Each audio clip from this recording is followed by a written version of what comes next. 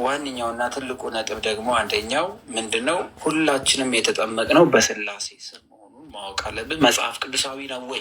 እስኪ አንድ ቦታ ስላሴ የሚል አለ ወይ የሚል ጥያቄ ብዙ ጊዜ ሲነሳ ሰምታችሁ ታውቃላችሁ። እስኪ አንድ ቦታ ስላሴ የሚል አለ ወይ የሚል ጥያቄ ነው። ያ ስላሴ ማለት ሶስት ልዩ ማለት ነው። ስለዚህ ሶስት ልዩ በሚለው ስም አለ። ስለዚህ አብ ወልድ መንፈስ ቅዱስ ነው። የማቴዎስ ወንጌል ምዕራፍ 28 ቁጥር 19 በአብ አንድ፣ በወልድ ሁለት፣ በመንፈስ ቅዱስ ስም ይላል። ስለዚህ አብ ተጠርቷል፣ ወልድ ተጠርቷል፣ መንፈስ ቅዱስ ተጠርቷል። ስለዚህ ይሄ ስም ምን ተብሎ ይታወቃል? ስላሴ ልዩ ሶስት ተብሎ ይታወቃል። ሶስት አካልነትን የሚያሳይ ነው። ስለዚህ ይሄ ሚስጥረ ስላሴን አንደኛ የምናይበት ነው። ከዚህ በተረፈ ብዙ ማስረጃዎች አሉ። እሱንም ይዘን እንመጣለን ማለት ነው። ስለዚህ ሁላችን የተጠመቅነው በሚስጥረ ስላሴ ወይም ደግሞ በአብ በወልድ በመንፈስ ቅዱስ ስም ተጠምቀናል ማለት ነው። ልዩ ሶስት ማለት እንደሆነ አይተናል። ምን ማለት ነው የሚለውንም ተምረን ስለነበር የስራችን ሁሉ መጀመሪያ አድርገን በስመ አብ ወወልድ ወመንፈስ ቅዱስ ስንል በስላሴ ማመናችንን እየመሰከርን መሆን ማወቅ አለብን። ሁላችንም ምንም ነገር እንስራ፣ ምንም ነገር እናድርግ፣ መጥራት ያለብን ወይንም ደግሞ ስያሜ መስጠት ያለብን በአብ ስም፣ በወልድ ስም፣ በመንፈስ ቅዱስ ስም ብለን መሆኑን ማወቅ ይኖርብናል። ወይም ደግሞ ምስክርነት እየሰጠን መሆኑንም መረዳት ይኖርብናል ማለት ነው። ይህንን በደንብ አድርገን ማወቅ አለብን። ስለዚህ ስም ስንጠራ በአብ ስም፣ በወልድ ስም፣ በመንፈስ ቅዱስ ስም ብለን ስንጠራ የስላሴ አማኝነታችን ምን እያደረግን ነው ማለት ነው? እየመሰከርን ነው ማለት ነው። አንደኛው ነው። ሌላው በመጨረሻ ምስጋና ይሁን አንድ አምላክ ስንል ደግሞ አንድነቱን እየመሰከር ነው። ስለዚህ አብ ወልድ መንፈስ ቅዱስ ስንል ሶስትነት፣ አንድ አምላክ ወይም አሐዱ አምላክ ስንል ደግሞ አንዱ አምላክ እያልን ነው። አብን አምላክ ነው፣ ወልድ አምላክ ነው፣ መንፈስ ቅዱስ አምላክ ነው። አብ መለኮት ነው፣ ወልድ መለኮት ነው፣ መንፈስ ቅዱስ መለኮት ነው። ነገር ግን ሶስት መለኮት ወይም ደግሞ ሶስት አምላክ ብለን አንጠራም ነው። በቀደም አይተናል። ሶስት የሚያደርጉት ደምረው ነው። እኛ ደግሞ እናባዛው ብንል እንኳን አንድ ይመጣል ማለት አንድ ሲባዛ አንድ ውጤቱ አንድ ይሆናል። አያችሁት አይደል? እነሱ ደመሩት፣ እኛ ግን ደግሞ እናባዛው ብንላቸው አንድ ነው ውጤቱ የሚመጣው። ስለዚህ ከመደመርም ከመቀነስም ከማካፈልም ከማባዛትም በላይ ነው የእግዚአብሔር ሕልውና። ስለዚህ ይህን የምናውቅበት ትምህርት መሆኑን ማወቅ አለብን። ሚስጥረ ስላሴ በዋነኝነት እነዚህ ትልልቅ ነጥቦቹ ይሆናሉ ማለት ነው። አንድ አምላክ ሶስት አካላት ስንል ምን ማለት ነው? አሁን ሶስትነትና አንድነት እናያለን። እንግዲህ እግዚአብሔር አብ፣ እግዚአብሔር ወልድ፣ እግዚአብሔር መንፈስ ቅዱስ አንድ ነው ስንል ወይም ደግሞ አንድ አምላክ ብለን ስንጠራ በምን አንድ አምላክ ስንል በምንድን ነው? በምን? የመጀመሪያው ጥያቄ አንድነቱ በባህሪ ነው። አንድነቱ በምንድን ነው? በባህሪ። ለምሳሌ ሶስት ቦታ እሳት እንለኩስ እንበል። ሶስት ቦታ የለኮስነው እሳት በባህሪ ይለያያል ወይስ አራት ቦታ አምስት ቦታ ብንለኩስ በባህሪ የተለያየ ይሆናል? እሳቱ አንዱ ጋር የተለኮሰው የሚያቃጥል ሌላው ጋር የማያቃጥል ይሆናል? አምስት ቦታ ብንለኩስ ይለያያል ይሆናል? ልዩነት አላቸው በባህሪ?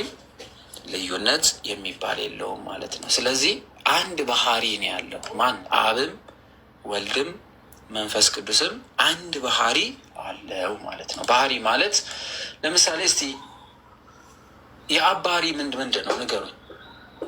የእግዚአብሔር አብ ባህሪው ምንድን ነው? የእግዚአብሔር አብ ባህሪው ምንድን ነው? እስኪ ባህሪ ስንል ምንድን ነው ንገሩኝ። እግዚአብሔር ምን አይነት ባህሪ ነው ያለው?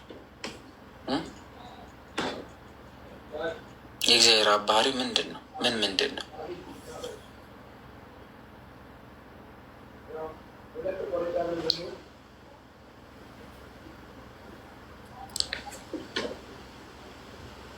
ይፈጥራል። እሺ። አምላክ መሆኑ እሺ።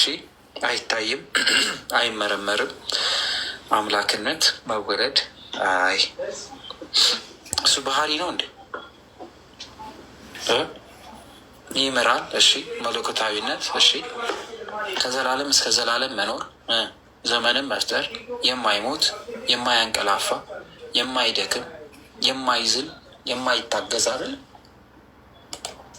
ስለዚህ ባህሪ ስንል የእግዚአብሔር ባህሪ የአብም የወልድም የመንፈስ ቅዱስም አንድ ነው። በምን በመለኮትነት በአምላክነት በመለኮትነት በአምላክነት አብም ወልድም መንፈስ ቅዱስም አንድ ነው። የሚለይ ወይም የሚለያይ ማንነት የለውም። ስለዚህ ባህሪ የምንለው አለመተኛት አለ። ታዲያ ኢየሱስ ተኝቶ አይደለ ስንል በምን አብ ካልተኛ መንፈስ ቅዱስ ካልተኛ ግን ኢየሱስ እኮ ተኝቷል የሚል ሰው ይኖራል። ስለዚህ ኢየሱስ ተኛ ስንል በምን ያው ሚስጥረ ስጋዊ ስንገባ በደንብ አድርገን ስለምናየው ግን በምን በስጋ መተኛት የምን ባህሪ ስለሆነ መተኛት የስጋ ባህሪ ስለሆነ እኛ እያወራን ያለ ነው ስለ ስጋ ባህሪ ነው አይደለም። ስለምንድን ነው? ስለ መለኮት። ስለዚህ ሚስጥረ ስላሴ ሲወራ ሁሌ የምናወራው ስለ ስጋ ሳይሆን ስለምንድን ነው የምናወራው? ስለ መለኮትነት ነው የምናወራው። ስለ መለኮትነት ነው። ሚስጥረ ስላሴ ከሚስጥረ ስጋዌ ጋር ምን ማድረግ አይቻልም? መቀላቀል አይቻልም። ሚስጥረ ስጋዌን ሚስጥረ ስጋዌን ከመለኮትነቱ ጋር ምን ማድረግ አንችልም? መቀላቀል አንችልም ስናስረዳ ማለት ነው።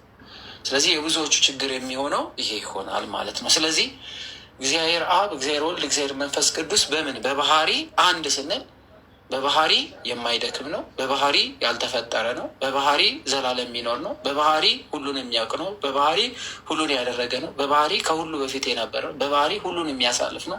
በባህሪ ዘላለም የሚኖር ነው። በባህሪ ሁሉን የሚመግብ ነው። በባህሪ ለሁሉም እውነትን የሚያውቅ ሁሉን አዋቂ ነው።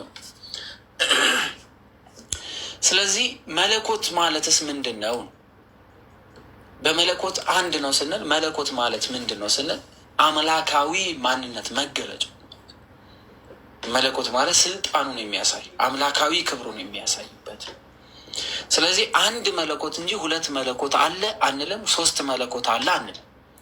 ነገር ግን ለምሳሌ አብ መለኮት ነው፣ ወልድም መለኮት ነው፣ መንፈስ ቅዱስም መለኮት ነው የሚል ትምህርት ብሰሙ ሐሰት ነው ወይንስ ውሸት ነው? እውነት ነው? ሐሰት ወይስ እውነት? አብ መለኮት ነው፣ ወልድም መለኮት ነው፣ መንፈስ ቅዱስም መለኮት ነው የሚል ብሰሙ እውነት ወይስ ሐሰት? ጻፉልኝ እስኪ።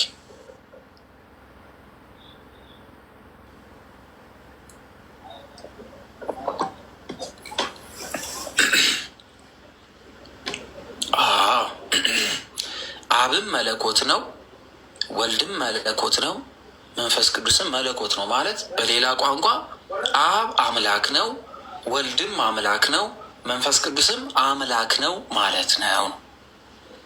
ነገር ግን አሁን አብ አምላክ ነው፣ ይቅርታ፣ አብ መለኮት ነው፣ ወልድም መለኮት ነው፣ መንፈስ ቅዱስም መለኮት ነው፣ ሶስት መለኮት ብለን ብንጠራ እውነት ነው ወይንስ ሐሰት ነው?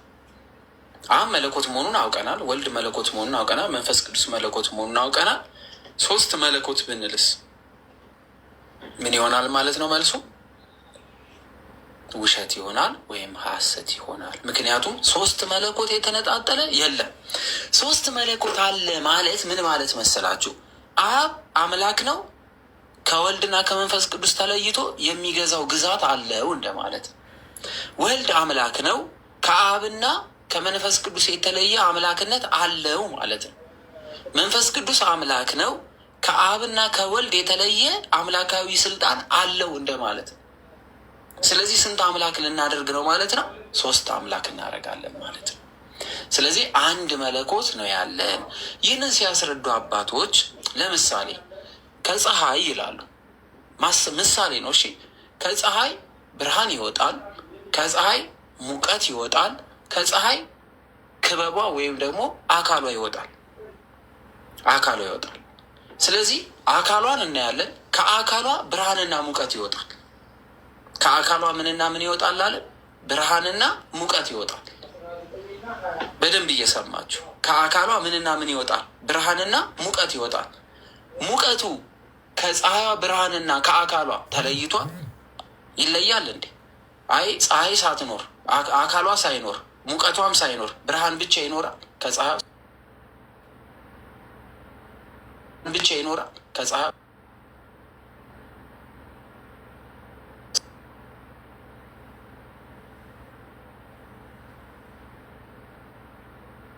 ምክንያቱስ ክበቡ ካለ ሁልጊዜ ክበቡ በተገኘበት ሰዓት ሁሉ ሙቀትና ብርሃኑ ዘውትር ሁልጊዜ ይገኛል ማለት ነው።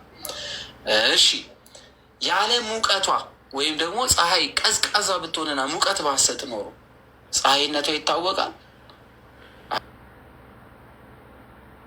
አይታወቅ። ወይም ብርሃን ባይኖራት ፀሐይን ማወቅ እንችላለን? አናውቅም። እስኪ የሙቀትና የፀሐዩ መገለጫ የሆነው ምንድን ነው? ፀሐይ መውጣቷንና ሙቀት መኖሩን የምናውቀው በምንድን ነው? በምንድን ነው? ነጋ የምንለው ምን ሲደርስ ነው? ፀሐይ ወጣች የምንለው ቀድሞ ምን ሲገልጥልን ነው? ንገሩኝ በደንብ እንድትረዱ። ምን ሲመጣ ነው? የፀሐይ መውጣት የምናውቀው ምን ሲደርሰን ነው? እኛ ጋር ብርሃን አይደለም። ብርሃን ባይመጣ ፀሐይ ወጣች አንልም፣ ሙቀቷም አይደርሰንም። እሺ የእግዚአብሔር አብ መኖርና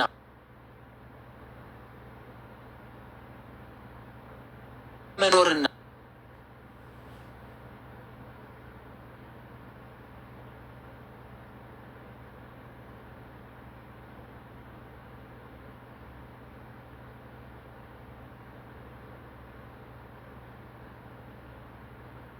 መኖርና የእግዚአብሔርን አይታቸዋል። ማን የተናገረው? እኔ የዓለም ብርሃን ነኝ ብሎ የተናገረ ማን ነው? መልሱ እንጂ ጎበስ ነው። ከበዳችሁ ትምህርቱ? እንዲቀለን እኮ ነው እንደዚህ እየተማርን ያለ ነው። እኔ የዓለም ብርሃን ነኝ ብሎ የተናገረ ማን ነው? ክርስቶስ አይደለ እንዴ? ጌታ ኢየሱስ ክርስቶስ እኔ የዓለም ብርሃን ነኝ አለ አይደለ? ስለዚህ ስለ እግዚአብሔር አብ ገልጦ አላስተማረንም? እሺ ስለ እግዚአብሔር መንፈስ ቅዱስ ሕይወት ሰጪነትስ አላስተማረንም? አስተምሮናል። ስለዚህ ቤተ ክርስቲያናችን የፀሐይ መኖርን የገለጠ አካሏን የገለጠ ሙቀቷንም የሚገልጥ ብርሃን ነው። ቀድሞ አይደለ ለሰው ልጆች ሁሉ ግልጥ የሚያደርገው የተደበቀውን ነገር ሁሉ የሚገልጥ። ስለዚህ ጌታችን ኢየሱስ ክርስቶስ ከሶስቱ አካል አንዱ አካል የሆነው ወልድ ሰው ሆኖ የእግዚአብሔር አብን የእግዚአብሔር መንፈስ ቅዱስን መኖር ለዓለም ገልጦ አስተምሮናል ማለት ነው። አያችሁ?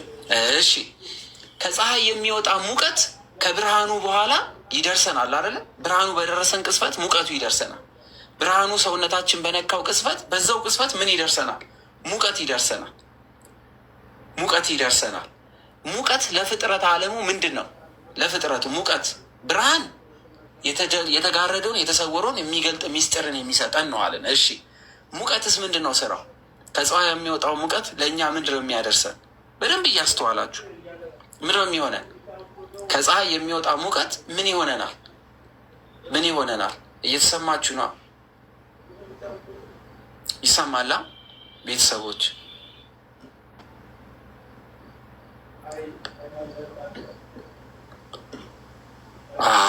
ጎበዞች።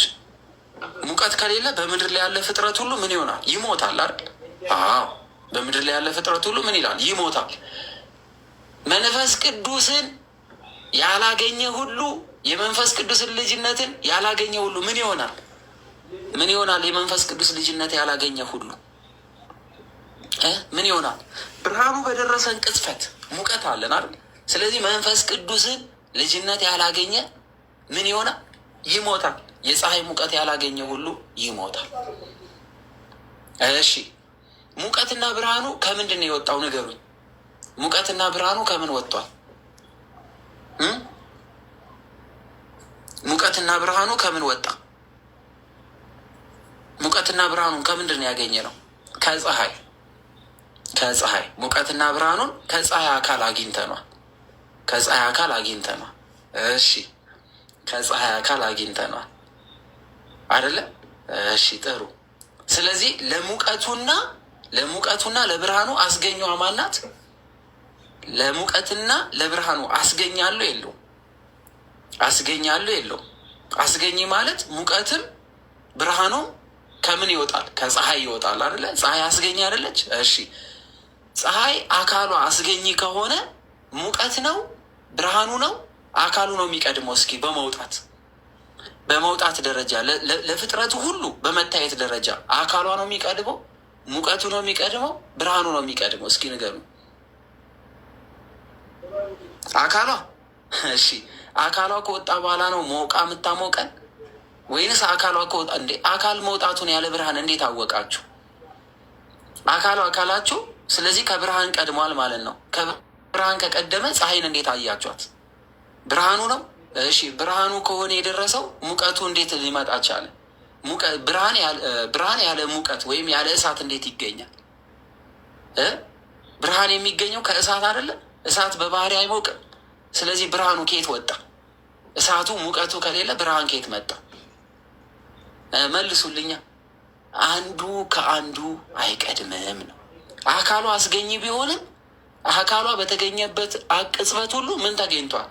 ብርሃኑም ወጥቷል፣ ሙቀቷም ተገኝቷል ማለት ነው። ስለዚህ በቅድስት ሥላሴ አስተምህሮት ውስጥ ይሄ ለመረዳት ያለው እሺ፣ በቅድስት ሥላሴ አስተምህሮት ውስጥ አብ አስገኝ ብንለውም ነገር ግን ወልድና መንፈስ ቅዱስን ተገኝ ብንልም አብ አስገኝ ስለሆነ ከወልድና ከመንፈስ ቅዱስ ይቀድማል ማለት አይደለም። እንቀጥል እስኪ። ለምን? አባት በነበረበት ቅጽበት ልጅ አለ፣ ልጅ ባለበት ቅጽበት አባት አለ፣ መንፈስ ቅዱስ አለ። አንዱ ከአንዱ ምን አይልም፣ አይነጣጠልም። ዞሮ ዞሮ ግን እያየን ያለ ነው አንድነትን ነው እያየን ያለ ነው። አስገኝ ምናምን የሚለው በደንብ ሌላ ጊዜ በሰፊው እናያለን። ስለዚህ በባህሪ ከአብም ከወልድም ከመንፈስ ቅዱስም የሚለይ ነገር የለም። አንድ ባህሪ ነው ያላቸው። ፀሐይ ስንት ባህሪ አላት? የፀሐይ ባህሪ ንገሩኝ እስኪ። ፀሐይ የተለያየ ባህሪ አላት። 3 ነገር አየን በፀሐይ ውስጥ። ግን ስለ ፀሐይ ስንናገር ምንድን ነው የምንለው? ፀሐይ ምን ትላለች? ታቃጥላለች። ፀሐይ ብርሃን ትሰጣለች። ስለዚህ ስንት ፀሐይ አለ? 3 ነገር አየን። ብርሃን፣ ሙቀት፣ አካል አየን። ስንት ፀሐይ አለን? ግን አንድ ፀሐይ አለን። ስለዚህ 3 አካልነትን ብንመለከትም ግን በባህሪ አንድ የሆነ ግን ደግሞ በአካል በስም በግብር የተለያየ 3 የምንለው እያየ ነው። ለዚህ ነው ሥላሴ ስንል ልዩ 3 ያለው። 3 ብቻ ብለን አንቆምም፣ ደግሞ አንድ ብቻ ብለንም አንቆምም ማለት። ስለዚህ በባህሪ አንድ፣ በመለኮት አንድ፣ በህልውና ስንኖር አንዱ በአንዱ በመኖር ነው። ህልውና ማለት ይኸውላችሁ አንዱ በአንዱ ህሉ ነው ማለት አንዱ በአንዱ የሚኖር ነው ማለት ነው። አንዱ ከአንዱ ተነጥሎ የሚኖርበት ዘመን የለም ማለት ነው። ለምሳሌ ይህንንም በምሳሌ እንየውና ወደ ሥላሴ ትምህርት እንመጣለን። ቃል ከምን ይወጣል? እስኪ የእናንተ ቃል ከምንድን ነው መገኘው? ቃል ከየት ነው የሚገኘው? የቃል መገኛው ምንድን ነው? አንድ ሰው የሆነ ነገር ሲናገራችሁ ቃል ከምንድን ነው የምትሉት? ቃል ከምን ይገኛል? ከልብ ይገኛል። ጎበዞች፣ ከልብህ ነው ትላላችሁ አይደለ? ቃል ከምንድን ነው የሚገኘው? ከልብ ነው። እንዲህ የሆነ ሰው ከልብህ ነው፣ እውነትህን ነው፣ አሁን የተናገርከው ከልብህ ነው ትላላችሁ። የቃል መገኛ ምንድን ነው? ልብ ነው፣ እንዳትረሱ እሺ። የቃል መገኛ ልብ ነው። ሰው በልቡ ያሰበውን በቃሉ የሚናገረው ልብ አሳቢ ነው። ቃል ደግሞ ተናጋሪ ነው። ልብ ያስባል፣ ልብ ሊደብቅ ይችላል። ቃል ግን ምን ይናገር? ይገልጣል። የልብን ሀሳብ ቃል ይገልጣል። ስለዚህ አንድ ሰው በቃሉ ባይናገር በልቡ ቢያስብ አናውቅ። የልብ ሀሳብን ገላጭ የሚሆነው ቃል ነው። እሺ ጥሩ። እሺ ደም ህይወት ነው አይደለ? ደም ህይወት ነው። የደም መገኛው ኬት ነው? ደም ከምን ይገኛል? ደም ህይወት ነው። የደም መገኛ እስከ ምንድን ነው?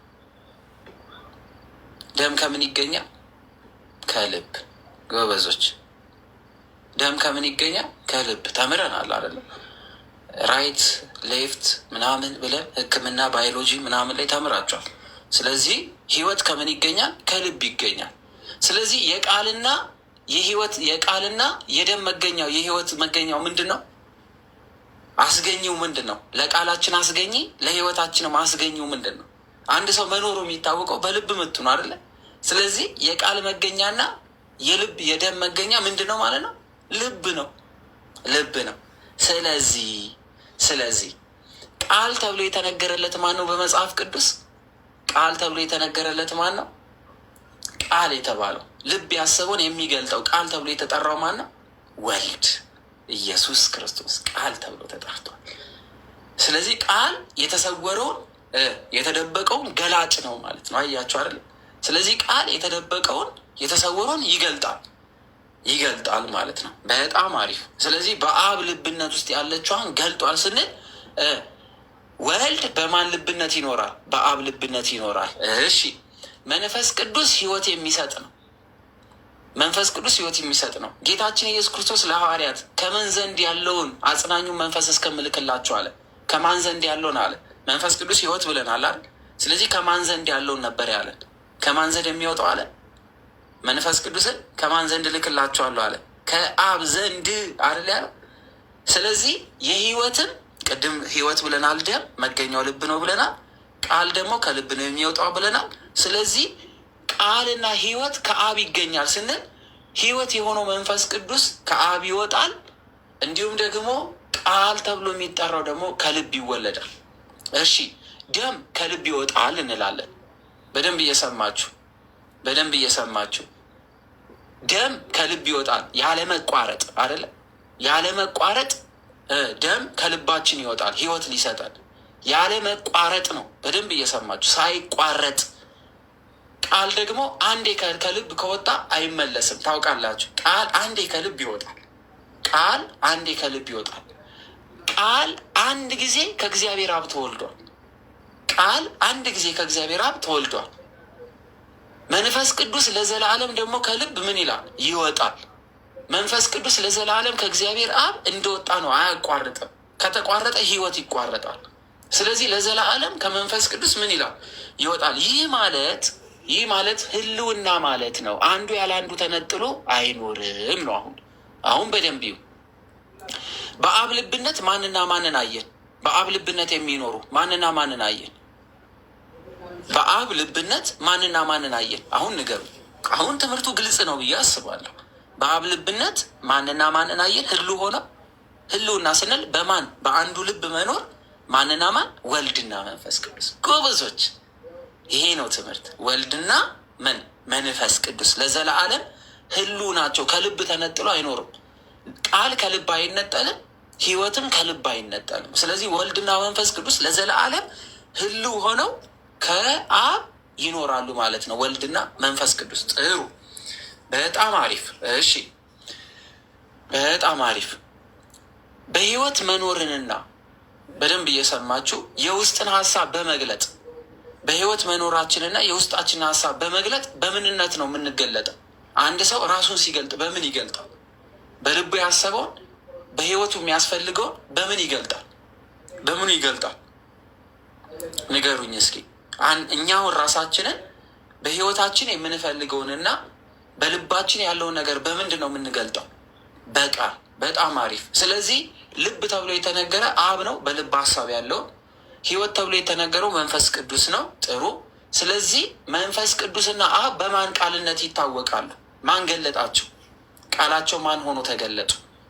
ዓለም ሁሉ በማን ቃልነት አወቅ? በቃል ነው አይደለ?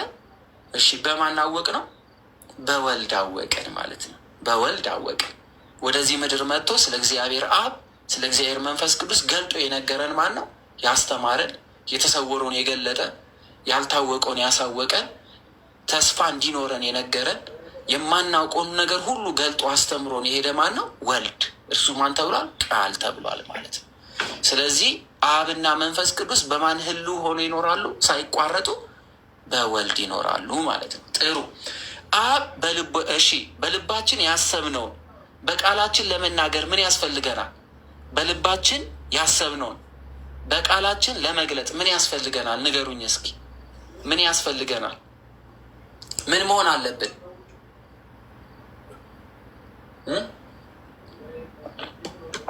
ትንፋሽ ያስፈልገናል። እስትንፋስ ወይም ምን ያስፈልገናል? ህይወት ያስፈልገናል። ህይወት ያስፈልገናል። በልባችን ያሰብነውን በቃላችን እንናገር ዘንድ ምን ያስፈልጋል? ህይወት ያስፈልጋል። ስለዚህ ወልድና አብ በማን ህልው ሆኖ ይኖራሉ ማለት ነው? ህይወት ብለን የተናገርነው ማንን ነው? እስትንፋስ ህይወት ብለን የገለጽነው ማንን ነው? ዘውትር ሁልጊዜ ከልባችን የሚወጣ ህይወት ማን ነው ያለው? መንፈስ ቅዱስ አለ። ስለዚህ ከአብ ዘውትር ሁልጊዜ ህይወትነትን የሚሰጠን በቃል የተማርነውን ነገር በህይወት እንድንኖር የሚያደርገን ማን ነው? መንፈስ ቅዱስ ብለን። ስለዚህ አንዱ በአንዱ ህልው ነው ስንል ይሄ ነው ማለት ነው። ግልጽ ነው። ህይወት ገብቶሻል?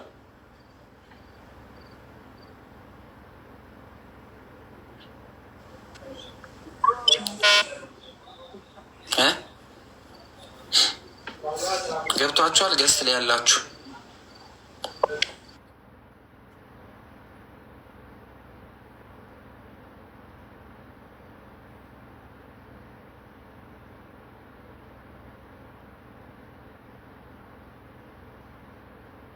ገብቶን አንድም አልገባንምም እያሉ አይደለም ገስት ላይ ያሉት። እሺ ኤምራን ገብቶኛል ብሏል። እሺ ጥሩ መልካም። አሁን ህልውና አንዱ በአንዱ ህሉ ነው ስንል ይሄ ነው መልሱ። አንዱ በአንዱ ህሉ ነው ስንል ይሄ ነው የሚሆነው። እሺ ህልውና ገብቷቸዋል፣ መለኮትነት ገብቷቸዋል፣ ባህሪ የምንለውም ገብቷቸዋል። ሶስት ነገር አየን። እሺ በፍቃድ አንድ ነው አለን። በኋላ አጠፋውና ትዘረዝራላችሁ። አጠፋውና ሁልጊዜ የተማራችሁ ሰዎች አትመልሱም። እሺ ሳጠፋው ገስት ላይ ያላችሁ ምናምን ከስር ትጽፋላችሁ። እሺ አንዱ በአንዱ ህሉ ነው ስንል ይሄንን አይተናል። ህሉ ማለት አንዱ ከአንዱ ተነጥሎ የማይኖር ነው ማለት። አንዱ በነበረበት ዘመን ሁሉ አለ። ለምሳሌ ልብ ባለበት ጊዜ ሁሉ ቃል አለ፣ ህይወት አለ። ህይወት ባለበት ጊዜ ሁሉ የልብ ምት አለ፣ ቃልም አለ።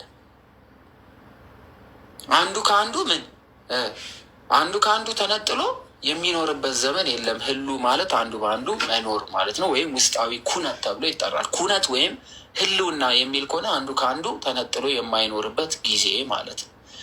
በፍቃድ የሚል ፓርት ነው። ሌላው ፍቃድ ነው። አብ የፈቀደውን ወልድ ፈቅዷል፣ መንፈስ ቅዱስ ፈቅዷል ነው።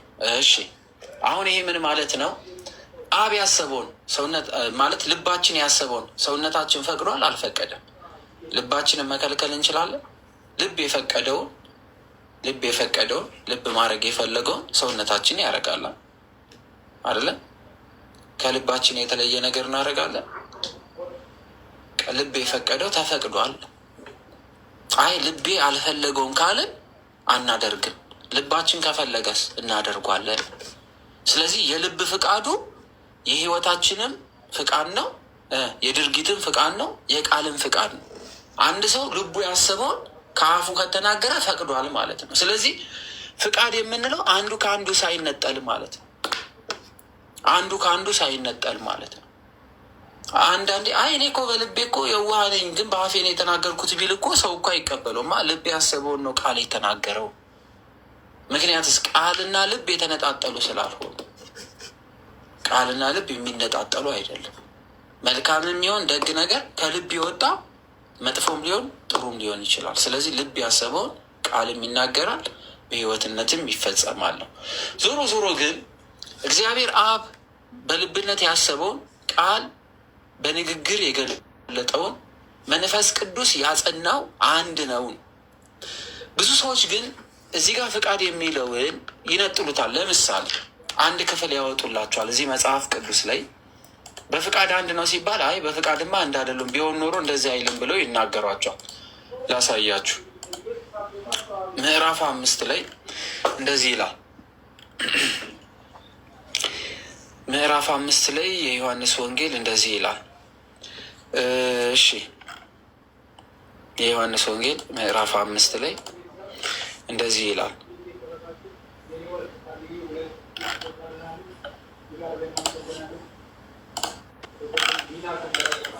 ይኸውላችሁ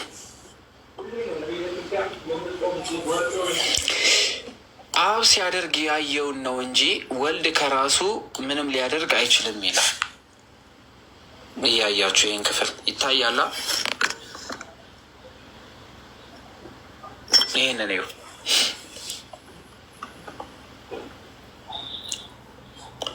አብ ሲያደርግ ያየውን ነው እንጂ ወልድ ከራሱ ሊያደርግ ምንም አይችልም ይላል። አንድ በሉ። ስለዚህ እኔ ምንም ነገር ማድረግ አልችልም አብ ብቻ ነው የሚያደርገው የሚል አይነት ቴክስት አይሰጥም። ቀጥታ ለሚያነበው ሰው እንደዛ ይመስላል።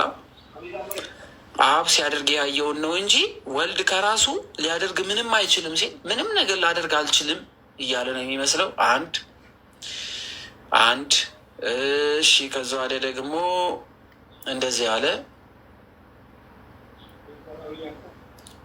እሺ እንደዚህ ይላል። እሺ ቆይ አንዴ ይቅርታ።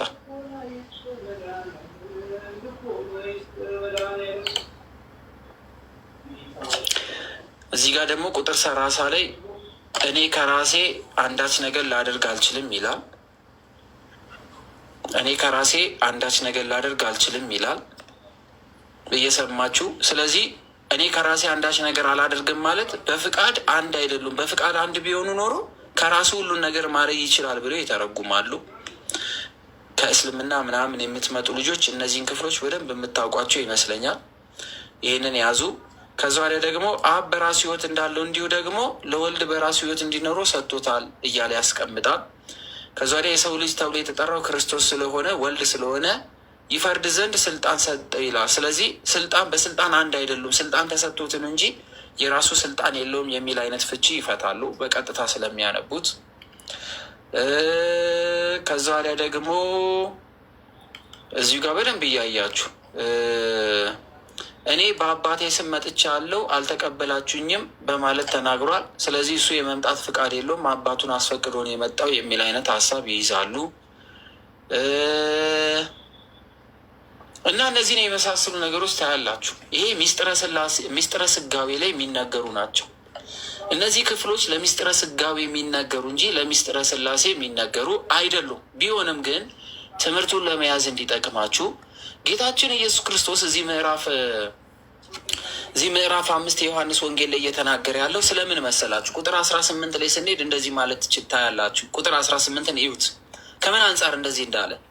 እንግዲህ ሰንበትን ስለ ሻረ ብቻ አይደለም፣ ነገር ግን ደግሞ ራሱን ከእግዚአብሔር ጋር አስተካክሎ እግዚአብሔር አባቴ ነው ስላለ፣ ስለዚህ አይሁድ ሊገሉት አብዝተው ይፈልጉት ነበረ። ስለዚህ ክርስቶስ ራሱን ከማን ጋር እኩል ነኝ አላቸው?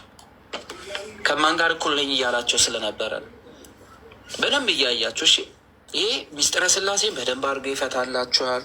ስልጣን ምን ማለት እንደሆነ እዚህ ጋር ይህን ክፍል አምጥተው አይ በስልጣን የተለያዩ ናቸው ለሚሏችሁ መልስ ይሆናቸዋል። ራሱን ከማን ጋር እኩል ስላደረገ ነው። ራሱን ከማን ጋር እኩል አደረጋረ? አባቱ ማን ነው? ከአብ ጋር። እሺ፣ ስለዚህ እኔና አብ ምንድን ነን እያለ ነው። እኔና አብ ምንድን ነን እያለ ነው። በደንብ ይሁ እኔና አብ ምንድን ነን እያለ ነው። አንድ ነን። ስለዚህ እነዚህ አይሁዳያኖች እግዚአብሔር አብ ማን እንደሆነ ያውቃሉ። እግዚአብሔር አብ ማን እንደሆነ ያውቃሉ። አብ ማን እንደሆነ ያውቃሉ። አብን ማን ነው የሚሉት?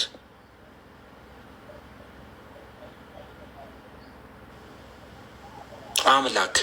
ጎበዞች።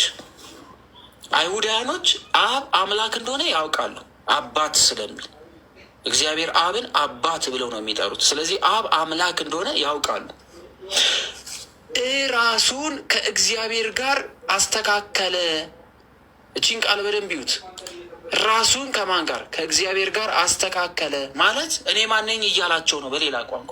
እስኪ አንድ ቦታ ክርስቶስ እኔ እግዚአብሔር ነኝ ያለበትን አምጡ እናን ይሉናል ወንድሞቻችን። ስለዚህ ራሱ ይኸው እነሱ ይገባቸዋል። ልክ እንደ ወንድሞቻችን አይደለም።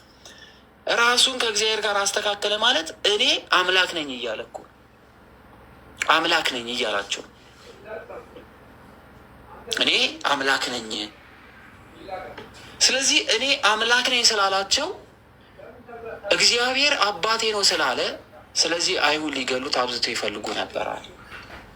መግደል ስለፈለጉ ክርስቶስን አምላክ መሆኑን ስለነገራቸው እንገለዋለን አሉት። ለምንድን ነው እንገላለን ያሉት? ጥያቄ። አምላክ መሆኑን ቢያውቁ ኖሮ አይገሉትም አይደለ? ግን የእሱን ቃል መቀበል የከበዳቸው ለምንድን ነው? እሺ ንገሩ። እኔ አምላክ ነኝ፣ እኔና አብ አንድ ነን ብሎ ሲላቸው ሊገሉት የፈለጉት ለምንድን ነው? አብና እኔ እኩል ነን፣ አብን በምታዩበት አይን እኔ ማየት አለባችሁ ሲላቸው ሊገሉት የፈለጉት ለምንድን ነው? ለምንድን ነው ሊገሉት የፈለጉት? ስላላወቁ። ለምን? እሱን ነው ማወቅ ያለበት። ሰው በመሆኑ ጎበዝ ምስራቅ፣ ሰው ስለሆነ እያዩት ስላደገ በምን ንቀውት? በምንድን የናቁት? በስጋ።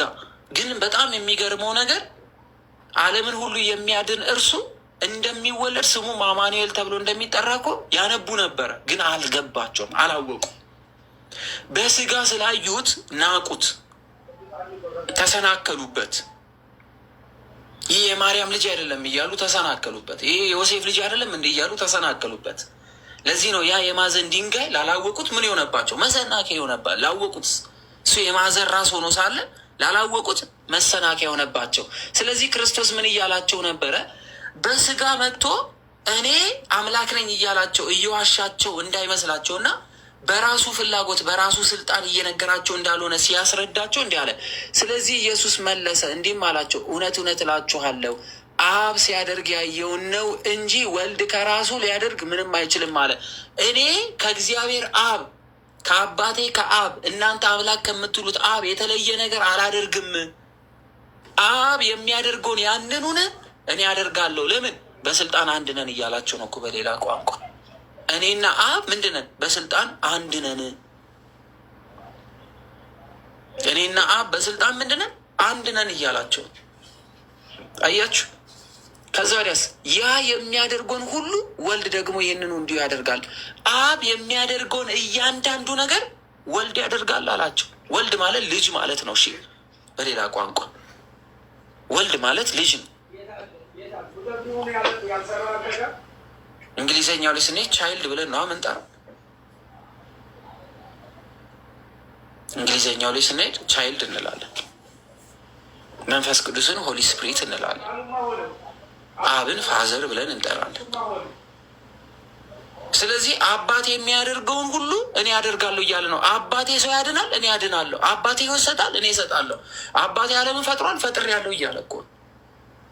ጭቅጭቁ እዚህ ጋ ያለው ሰው ነው። አይ እኔ ከሰውም በላይ ነኝ እያላቸው ነው። እናንተ እንደምታስቡት አይደለም፣ ሰው ከምትሉኝም በላይ ነኝ እያለ ይህን ቃል ማንም ሰው ማናገር አይችልም። ፍጡር ሆኖ ይህን ቃል መናገር የሚችል የለም። እስኪ ለምሳሌ አሁን እዚህ ውስጥ ፍጡር ነው የሚበዛው። ሁላችንም ፍጡር ነና የሚበዛው አልኩኝ። ሁላችንም ፍጡር ነን እንጂ ያልተፈጠረ ማን አለ እዚህ ውስጥ? አልፋና ኦሜጋ ነኝ ብሎ መናገር የሚችላል እዚህ ውስጥ? እንዲሁ ከእስልምና ሃይማኖትም የመጡ ሰዎችን እስኪ እኔ አልፋና ኦሜጋ ነኝ በሉ ብንላቸው ማለት ይችላሉ? የሚችላለ? እንዲሁ እስልምና ላይ ያለ ሰው አልፋና ኦሜጋ መጀመሪያና መጨረሻ እኔ ነኝ በል ብንለው ማለት ይችላል? ይችላል? የሚችል ሰው አለ? እላለሁ የሚል አለ? የሚደፍር ሰው አለ? እኔ አልፋና ኦሜጋ ነኝ ብሎ መናገር የሚችል ሰው አለ? ማንም የለም። እርሱ ግን አልፋና ኦሜጋ ነኝ ብሎ እየተናገረ ነው። እናየዋለን። እሱንም ክፍል አብ ወልድን ይወዳልና አለ የሚያደርገውን ሁሉ ያሳየዋል። ቅድምም ብለናል።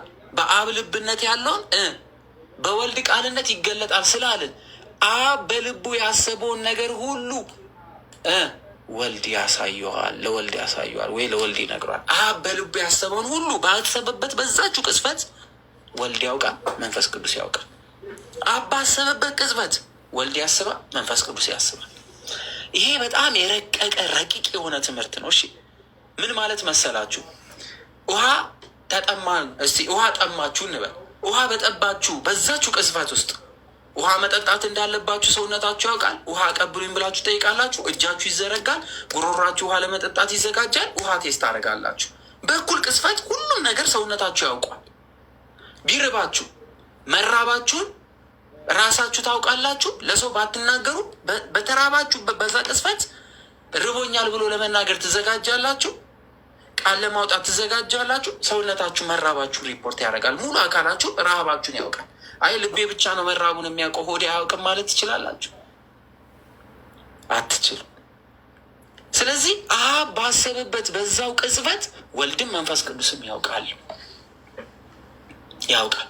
እናንተም ትደነቁ ዘንድ ከዚህ የሚበልጥ ስራ ያሳዩዋል ሲላቸው በሰውነቱ ንቀውታልና ሞትን ድል አድርጎ ሲነሳ ገና ታያላችሁ እያላቸው ነው።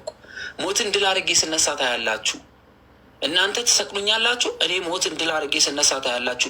አሁን ይሄንን ስላደረግኩ ነው የምትደነቁት ነው። አባቴ ስላልኩ ነው የምትደነቁት። ከዛ በላይ ገና ታያላችሁ እያላቸው።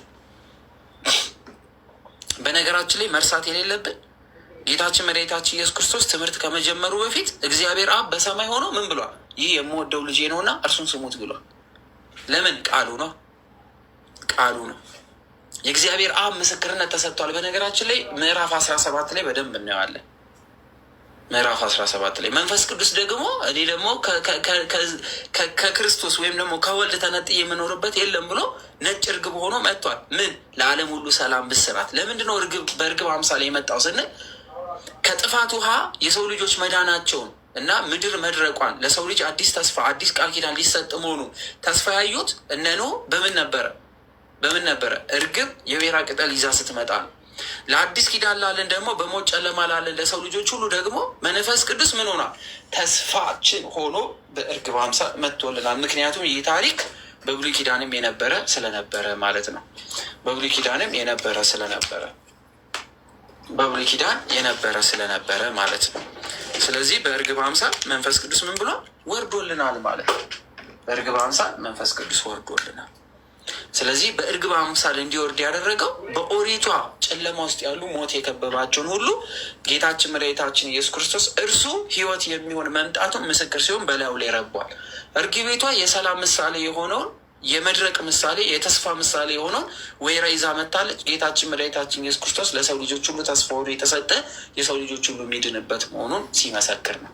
ስለዚህ ሌላ ምስክር አላስፈለገውም። ከሰው የሚበልጥ ምስክር ነበር። እሱም አባቴ ነው ብሎ ራሱ ሲናገር እንሰማለን ማለት ነው። ለማየት ያህል አሁን ሙታንን እንደሚያስነሳ ሕይወት እንደሚሰጣቸው እንዲህ ወልድ ደግሞ ለሚወዳቸው ሕይወትን ይሰጣል። ሕይወት መስጠት የሚችል ፍጡር ነው ፈጣሪ ነው? መልስ ሕይወት የሚሰጥ ፍጡር ወይስ ፈጣሪ?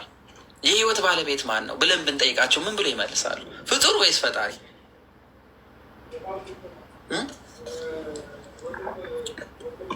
ፍጡር ነው ፈጣሪ ነው ህይወት የሚሰጥ? ያው ተናገረ ስለ ራሱ ፈጣሪ ነው። አብ ህይወት እንደሚሰጥ ሁሉ አለ እኔ ህይወት እሰጣለሁ አለ። ህይወት ይሰጣል ማ? ክርስቶስ ወልድ ተብሎ ይጠራል። እሺ ሰዎች አለ እዚህ ጋር ይታያቸዋል። ሰዎች ሁሉ አብን እንደሚያከብሩት አለ። ሳልጨርሰው በፊት ሰዎች ሁሉ አብን ምን ብለው ነበር የሚያከብሩት? እስኪ የአብ ክብሩ ምን ነበረ? ሰዎች ሁሉ አብን ሲያከብሩ ምን ብለው ነበር የሚያከብሩት? ንገሩኝማ። ሰዎች ሁሉ አብን ሲያከብሩ ምን ብለው ነበር የሚያከብሩት?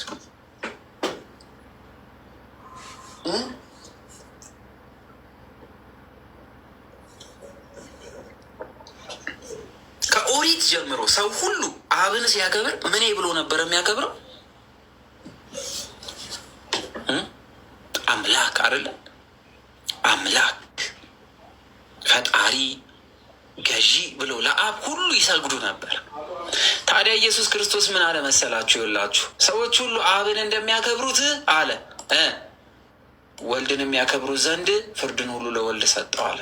ስለዚህ ወልድን ምን ብለው ማክበር አለባቸው እያለ ነው። አብን የሚያውቁሉ ወልድን ምን ብሎ ማክበር አለበት? አምላኬ እየነገራቸው እኮ ነው ለአይሁዳውያኖች። አብን አምላኬ እንደምትሉት ሁሉ እኔ ምን በሉኝ እያለ ነው። አምላክ በሉኝ፣ አምላክ በሉኝ። ቀጠልና ወልድን የማያከብር ሁሉ የላከውን አብን አያከብርም እያለ ይቀጥላል። ወደ ዋናው ትምህርታችን እንምጣ። በጥቂቱ የተገለጠላችሁ ይመስለኛል። ስለዚህ የእግዚአብሔር አብ ፍቃድ፣ የወልድ ፍቃድ፣ የመንፈስ ቅዱስ ፍቃድ አንድ ነው። አንድ ራሱ ጌታችን ኢየሱስ ክርስቶስ እኔ የተናገርኩትን እንጂ መንፈስ ቅዱስ ከራሱ የሆነ ነገር አንድም ነገር ምን አይልም አይናገራችሁም ብሏል። ስለዚህ እኔ የነገርኳችሁን እሱ ምን ይላችኋል? ያጸናላችኋል፣ ይገልጥላችኋል ብሎ ተናግሯል። ስለዚህ ወልድ ከተናገረው ውጪ መንፈስ ቅዱስ ያስረዳው ነገር አለ? የለም። አብ ከመሰከረ ከክርስቶስ ውጪ በዚህ ምድር ላይ የተማሩ መንፈስ ቅዱስ ወደዚህ ምድር ሲመጣ አስተምሯል? አላስተማረም። ከኔ የሰማውን እርሱ ምን ይላችኋል ያለው? ይገልጥላችኋል፣ ያስረዳችኋል ብሏቸዋል። ስለዚህ የእግዚአብሔር አብ ፍቃድ፣ የወልድ ፍቃድ፣ የመንፈስ ቅዱስ ፍቃድ አንድ መሆኑን አይተናል። በፍቃድ አንድ አለ። እሺ፣ ዓለምን በመፍጠር በፈጣሪነት አብ ዓለምን ፈጥሯል። ቅድም ወልድ ዓለምን ሲፈጥር አይተናል። መንፈስ ቅዱስ ዓለምን ፈጥሯል። መንፈስ ቅዱስ ዓለምን ፈጥሯል። መንፈስ ቅዱስ እግዚአብሔር ተብሏል። ወልድ እግዚአብሔር ተብሏል። መንፈስ ቅዱስ እግዚአብሔር ተብሏል። ዓለምን ፈጥሯል። እንዴት እንመልከታ? ዘፍጥረት ላይ በኋላ በደንብ እናያለን። ዘፍጥረት ምዕራፍ 1 በመጀመሪያ እግዚአብሔር ሰማይና ምድርን ፈጠረ። በመጀመሪያ ማን ፈጠረ? ሰማይና ምድርን። በመጀመሪያ እግዚአብሔር ሰማይና ምድርን ፈጠረ። በመጀመሪያ እግዚአብሔር ሲባል አንድ ወይስ ሶስት? መልሱልኝ። አንድ ወይስ ሶስት? ብዜት ምንድን ነው የሚያሳየ? አንድ ወይስ ሶስት? ፈጠረ ፈጠሩ ይላል አይልም? ፈጠረ ይላል አይደል? ምንድን ነው የሚለው? ፈጠረ ይላል። እሺ ያዙ።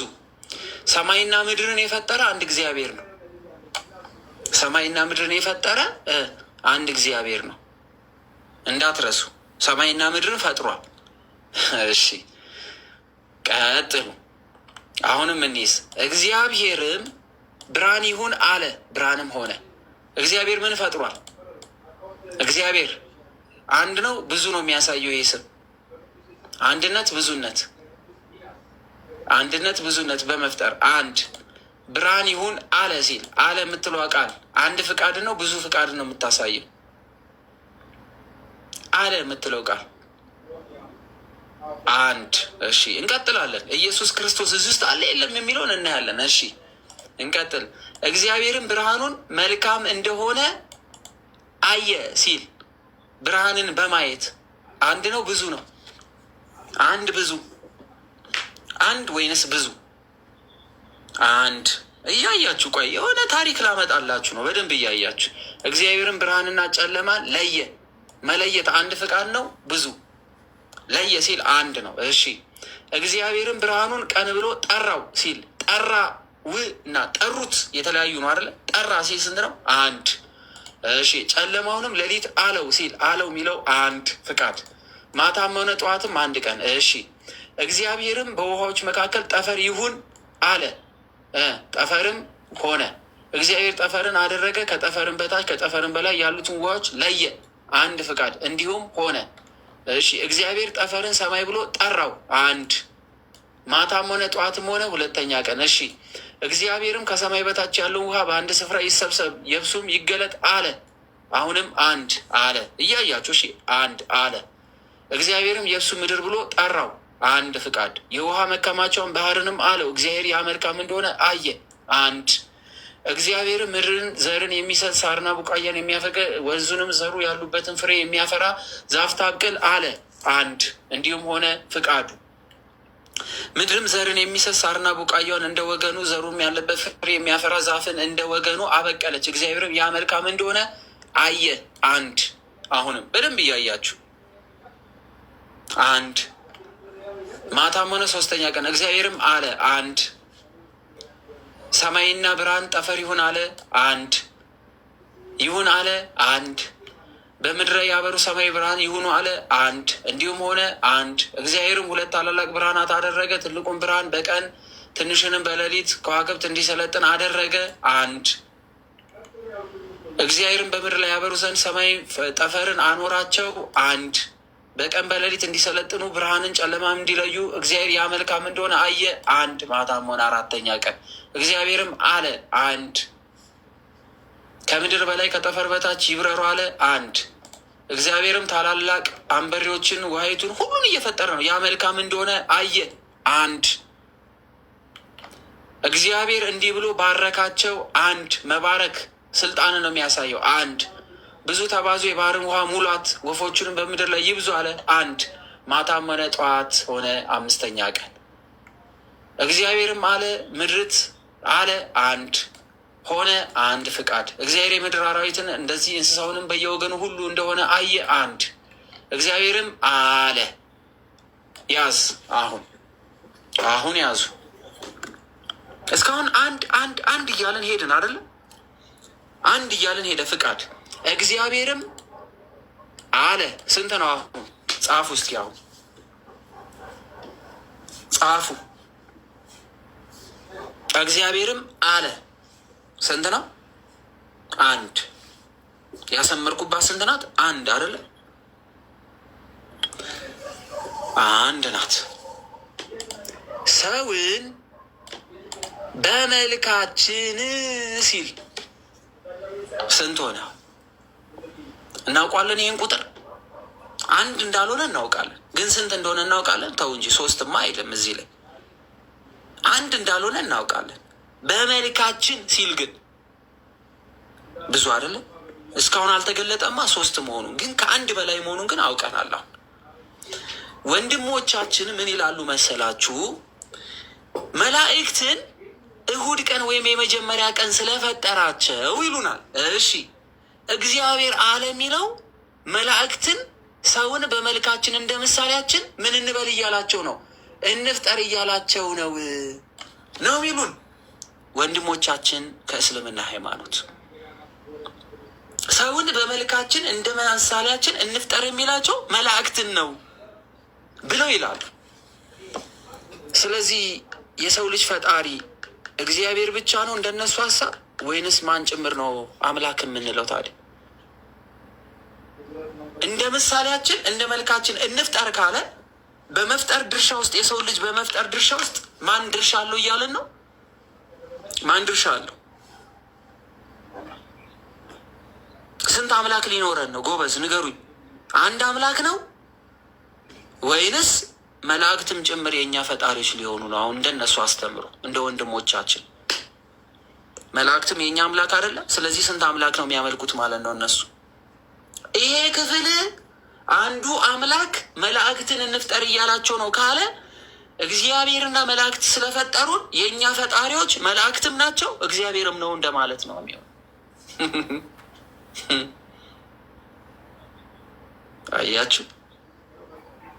ስለዚህ አንዱን አምላክ አያመልኩም። ይህንን እንደዚህ ብሎ የሚፈቱ ከሆነ ብዙ አማልክት ነው ያላቸው። ሚካኤልም አምላካቸው ነው፣ ገብርኤልም አምላካቸው ነው፣ ሚካኤላም ጅብሪልም ሁሉም አምላካቸው ሊሆኑ ነው። እንደዚህ አይነት ትምህርት የለም በእኛ ትምህርት። ግን ዞሮ ዞሮ ግን ሰው በመልካችን እንደ ምሳሌያችን እንፍጠር አለ ማን? እግዚአብሔር በአንድ ስልጣኑ። ግን ስንት ከአንድ በላይ በመልካችን እንደ ምሳሌያችን እንፍጠር አለ። አሁን ብዙ አየን እንደ መልካችን እንደ ምሳሌያችን እንፍጠር ካለ በኋላ ግን ይመጣና ቁጥር 27 ላይ ይውልኝ፣ ቁጥር 27ን ይውልኝ። እግዚአብሔር ሰውን በመልኩ ፈጠረ አለ። እዚህ ጋር እንደ ምሳሌያችን እንደ መልካችን እንፍጠር ሲል እግዚአብሔር ሰውን በመልኩ ፈጠረ ብቻ ሳይሆን እንደ መልኩና እንደ መላእክት መልክ ተብሎ መፈታት ነበረበት። መላእክት የእግዚአብሔርን መልክ አልያዙ። የእግዚአብሔርን መልክ የያዘ ሰው ብቻ ነው። የሰው ልጅ ብቻ የእግዚአብሔርን መልክ ይዟል። እግዚአብሔር አምላክ ብቻ ነው የሰውን ልጅ መልክ የያዘ። ሰው ብቻ ነው የእግዚአብሔርን መልክ የያዘ። እሱ ሚስጥር ነው፣ እነግራቸዋለሁ። ሚስጥረ ስጋዊ ላይ ስንደርስ መላእክት የእግዚአብሔርን መልክ አልያዙ። መላእክት በእግዚአብሔር መልክ አልተፈጠሩም። የተፈጠረ የሰው ልጅ ብቻ ነው በእግዚአብሔር መልክ። ስለዚህ እዚህ ጋር እንደ ምሳሌያችን እንደ መልካችን እንፍጠር ብሎ የነበረው እዚህ ጋር ሲያመጣው እግዚአብሔር ሰውን በመልኩ ፈጠረዋል። በመልኩ ፈጠረው ስንል ስንት እግዚአብሔር አየን? እግዚአብሔር በመልኩ ፈጠረ እንጂ እግዚአብሔሮች በመልካቸው ፈጠሩ የሚል አለ? የለም። እግዚአብሔር በምኑ ፈጠረ ነው የሚለው? በመልኩ ፈጠረ። መፍጠር ምንን ያሳያል? ስልጣንን ያሳያል። እግዚአብሔር ሰውን በመልኩ ምን አለ? ፈጠረ ነው የሚለው። ፈጠሩ አይልም። እሺ በእግዚአብሔር መልክ ፈጠረው አለ። በእግዚአብሔር መልክ ምን አለ? ፈጠረው። ማንን? በእግዚአብሔር መልክ ማንን ፈጠረ? መላእክትን? አልተጻፈም። ሌላ ፍጥረት የለም። በእግዚአብሔር መልክ ማን ተፈጠረ? ወንድና ሴት አድርጎ ፈጠራቸው። እግዚአብሔር አምላክ በመልኩ ሰውን ወንድና ሴት አድርጎ ፈጥሯል። እስኪ ራሳችሁን እዩ። መልካችሁ ራሳችሁ የእግዚአብሔር መልክ እኮ ነው። ውደዱት መልካችሁ። ምንድን ነው መልክ የሚለው? እግዚአብሔር ልክ እንደኛ እንደዚህ ጆሮ፣ ዓይን፣ አፍንጫ ምናምን አይደለም። እነግራችኋለሁ ሚስጥረ ስጋዬ ስንማር። ግን አሁን በእግዚአብሔር መልክ የተፈጠርን መሆናችን ካወቅን ምን ያህል ክቡር እንደሆነን እንወቅ። እግዚአብሔር አምላክ በመልኩ የፈጠረን ምን ያህል ውድ ምን ያህል ረቂቅ የሆነ ሰዎች እንደሆነ ከመላእክት እንኳን በዚህ ክብር አልተፈጠሩም። ክብር ለእግዚአብሔር አምላክ ይሁን። ሴትም ወንድም በእግዚአብሔር መልክ ነው የተፈጠሩት። በኦርቶዶክስ አስተምሮ ሴት አትረገጥም፣ ሴት አትናቅም። ሴት ለሴክስ ማሟያ የተፈጠረች አይደለችም።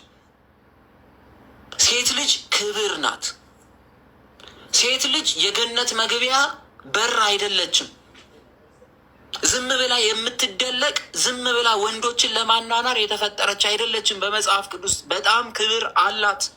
እግዚአብሔር በመልኩ የፈጠራት ናት። እግዚአብሔር አምላክ የሴት ልጅ ሲፈጥር በክብር በእጁ የፈጠራት፣ በቃል እንኳን አልተፈጠረችም። ሰራት ይላል። ከአዳም አጥንት ወስዶ ሔዋንን ሰራት። ውብ አረጋት አምጥቶ ለአዳም ሰጠው ነው የሚለው። እንዲጠብቃት ራሱን በሚወደው ልክ እንዲወዳት አደራ ሰጥቶታል።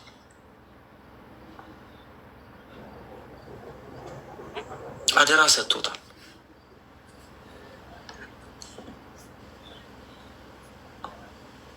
የቤተ ክርስቲያናችን ትምህርት ይሄዱ ሴት ልጅ እንስሳ አይደለች።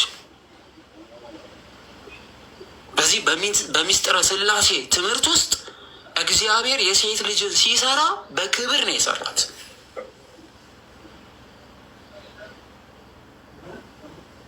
እንደ መልኩ እንደ ራሱ መልክ እንደ ራሱ ባህሪ አድርጎ እንደ ምሳሌያችን እንደ ባህሪያችን እንደ መልካችን እንፍጠር ተብሎ የተፈጠረችው። ስለዚህ ይህንን ማወቅ አለብን። ፈጠራቸው ነው የሚለው። ከዛ ወዲያስ እግዚአብሔር አዳምን ብቻ ባረኩ አይልም። ምን ይላል? ባረካቸው። እግዚአብሔር ምን አለ? ባረካቸው። እግዚአብሔሮች ባረኳቸው አይልም። አንድ እግዚአብሔር ነው ያለን። ምን አለ? ባረካቸው። ባረኳቸው ቢሆን የተለያዩ ማንነት እናያለን።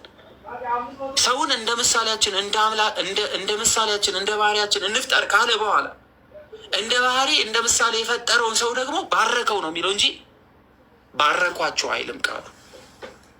ሶስትነት አንድነት እያየን ነው። ሶስት ነው አንድ ነው የሚለው በኋላ አዲስ ኪዳን ላይ በደንብ አድርገን እናየዋለን። መፍጠር ስልጣን ነው፣ መግዛት ስልጣን ነው፣ መባረክ ስልጣን ነው። ወደ ትምህርታችን ምክንያቱም ትምህርቱ ሚስጥሩ እየበዛ እየበዛ እየበዛ እየተማረን ስለምንሄድ፣ ስለዚህ በፈጣሪነት አንድ መሆኑን አየና ፈጠረ ስንል አብ ወልድ መንፈስ ቅዱስ በአንድነት ፈጠረ እንጂ አብ ለብቻው ፈጠረ፣ ወልድ ለብቻው ፈጠረ፣ መንፈስ ቅዱስ ለብቻው ፈጠረ የሚባል የለም የለም። ኢየሱስ ክርስቶስ ፈጥሯል ወይ? አሁን ጥያቄ፣ ኢየሱስ ክርስቶስ ሰውን ፈጥሯል ወይ? አዋ ማስረጃ አለን። ያው ሚስጥረ ስጋዊ ላይ የምንማረው ቢሆንም እስኪ እንደው ለእረፍት ያህል ዮሐንስ ምዕራፍ 1 በመጀመሪያ ቃል ነበረ፣ ቃልም በእግዚአብሔር ዘንድ ነበረ፣ ቃልም ምንድን ነው አለ? እግዚአብሔር ነበረ። ስለዚህ ቃል ተብሎ የተጠራው ማን ነው? ቃል ተብሎ የተጠራው ማን ነው? ወልድ አይደለ? እሺ ቁጥር 14 ላይ ቃልም ምን ሆነ ይላል? ስጋ ሆነ። ስጋ ሆነ የተመለከትነው ማን ነው? ወልድ ወልድ። አሀ ስለዚህ ወልድ ምንድን ነው? ፈጣሪ ነው። ቅድም ብርሃን ምናምን ብለናል። ይህ በመጀመሪያ በእግዚአብሔር ዘንድ ነበረ፣ ሁሉ በእርሱ ሆነ። ሁሉ በእርሱ ሆነ ከተባለ ለቃል ከተነገረ ከሱ የሆነ ከሱ ያልሆነ አንድም ነገር የለም ማለት ነው። ስለዚህ ይሄ ቃል ተብሎ የተጠራው ሰው የሆነው ክርስቶስ ነው። እሱን እያየን ነው። ሁሉ በእርሱ ሆኗል። ያለሱ ምንም ነገር የሆነ የለም። ስለዚህ ሁሉ በእርሱ መሆኑን በመጽሐፍ ቅዱስ ውስጥ ተጽፏል። የስ ምሳሌ ምዕራፍ 8 መጽሐፈ ምሳሌ ምዕራፍ 8 መጽሐፈ ምሳሌ ምዕራፍ 8 ያዙ። ቅድመ ልደት ነበረው። አስቀድሞ ከእግዚአብሔር አብ የተወለደ ነው። የስ እዩታ እዩት። እግዚአብሔር የመንገዱ መጀመሪያ ያደረገኝ በቀድሞ ስራው መጀመሪያ አለ። ቀድሞ በሰራው ስራ የመጀመሪያው አለ። ከጥንት ከዘላለም ጀምሮ ተሾምኩ አለ። ሹመቱ ሰው ከሆነ በኋላ አይደለም። ከጥንት ከዘላለም ጀምሮ ምን ያለ ነው? ሹመት አለው። ጥንት ዘላለም የተባለ ዘላለም ተብሎ ለሰው ይቆጠራል? ለፍጡር ዘላለማዊ ተብሎ ይቆጠራል? አይቆጠርም። ከጥንት ከዘላለም ጀምሮ ተሾምኩ ምድር ከመፈጠሩ አስቀድሞ አለ። አሀ ምድር ከመፈጠሩ አስቀድሞ ማን ነበረ? ዘፍጥረት ምዕራፍ 1 ምድር ከመፈጠሩ አስቀድሞ ማን ነበረ? ይኸው በመጀመሪያ እግዚአብሔር አለ ሰማይና ምድርን ፈጠረ። ስለዚህ ከምድር በፊት የነበርኩ ሲል ማን ነው? እግዚአብሔር።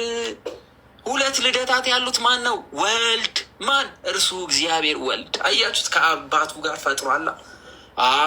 አይ ከአባቱ ጋርማ አልፈጠረም። እሱ እኮ ከማርያም ነው የተወለደው። እና ማስረጃ እንሰጣለና ታዲያ የዮሐንስ ወንጌል ምዕራፍ 17 ላይ ይኸው የዮሐንስ ወንጌል ምዕራፍ 17 ላይ እንደዚህ ይላል ራሱ። ይኸው በስጋ ላይ ሁሉ ስልጣን እንደሰጠኸው ለሰጠው ሁሉ የዘላለም ሕይወት ይሰጣቸው ዘንድ ልጅህን አክብረው አለ። እሺ ልጅህን አክብረው ምን?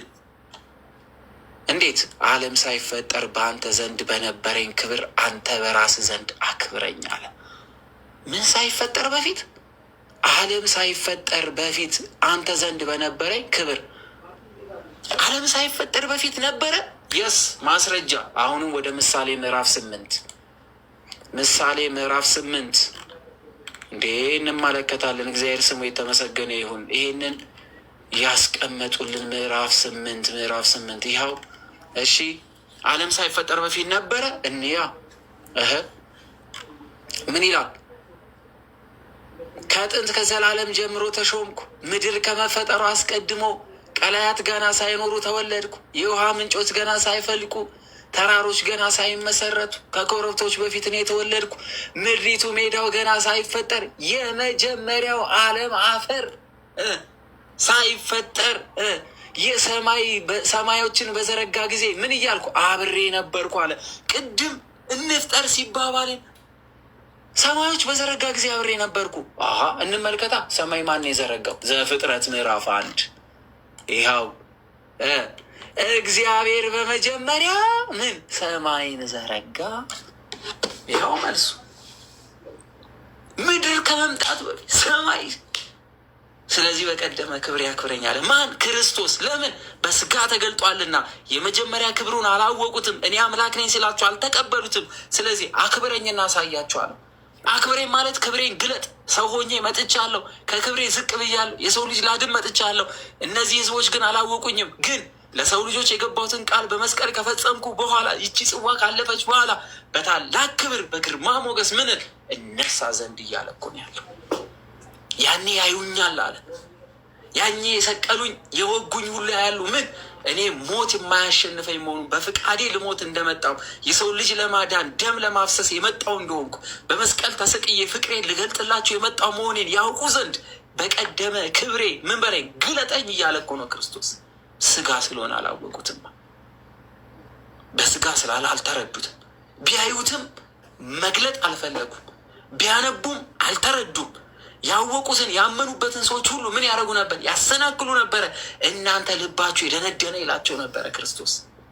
ስለዚህ ስላላወቁት ምን ሆኑ? ሳቱ። ዛሬም በዚህ ዘመን ይሄንን ለመረዳት የመንፈስ ቅዱስ ስጦታ ያስፈልጋል የምንለው ለዚህ ነው።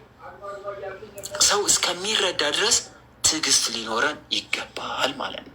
ስለዚህ በሚስጥረ ሥላሴ ምንነቱን አየን፣ ፈጣሪነቱን አየን፣ በአገዛዝ አንድ መሆኑን አየን፣ በስልጣን አንድ መሆኑን አየን፣ በባህሪ አንድ መሆኑን አየን፣ በመለኮት አንድ መሆኑን አየን፣ በሕልውና አንድ መሆኑን አየን። ስለዚህ እነዚህ አንድ አምላክ ስንል የምንማርበት ነው ማለት ነው። እነዚህ ሁሉ አንድነቱን የምናይበት ነው ማለት ነው። ስለዚህ አንድም ነው ሶስትም ነው ስንል ደግሞ ሶስትነት የሚባል ክፍል አለ። ይህን ክፍል ደግሞ እናያለን። አካል ስንል ምንድን ነው? ስም ስንል ምንድን ነው?